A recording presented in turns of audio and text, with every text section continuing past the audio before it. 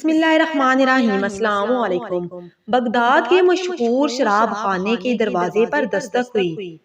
شراب خانے کے مالک نے نشے میں دھت ننگے پاؤں لڑکھڑاتے ہوئے دروازہ کھولا تو اس کے سامنے سادہ لباس میں ایک پروقار شخص کھڑا تھا۔ مالک نے اتائے لہجے میں کہا، معذرت چاہتا ہوں، سب ملازم جا چکے ہیں، یہ شراب خانہ بند کرنے کا وقت ہے، آپ کل آئیے گا۔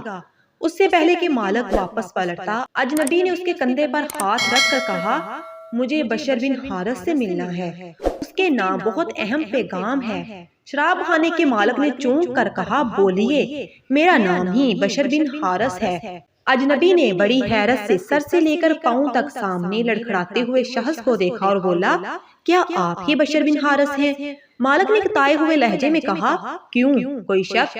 اجنبی نے آگے بڑھ کر اس کے ہاتھوں کو بوسہ دیا اور بولا، سنو بشر بن حارث، حال کے ارض و سما نے مجھے کہا ہے کہ میرے دوست بشر بن حارث کو میرا سلام عرض کرنا اور کہنا، جو عزت تم نے میرے نام کو دی تھی وہی عزت رہتی دنیا تک تمہارے نام کو ملے گی۔ اتنا سننا تھا کہ بشر بن حارث کی نگاہوں میں وہ منظر گم گیا جب ایک دن حسب معمول وہ نشے میں دھت چلا جا رہا تھا کہ اس کی نظر گندگی کے ڈھیر پر پڑے ایک کاغذ پر پڑی جس پر اسم اللہ لکھا تھا۔ بشر نے کاغذ کو بڑے احترام سے چوما، صاف کر کے خوشبو لگائی اور پاک جگہ رکھ دیا اور کہا، اے مالکے عرش عظیم، یہ جگہ تو بشر کا مقام ہے، تمہارا نہیں۔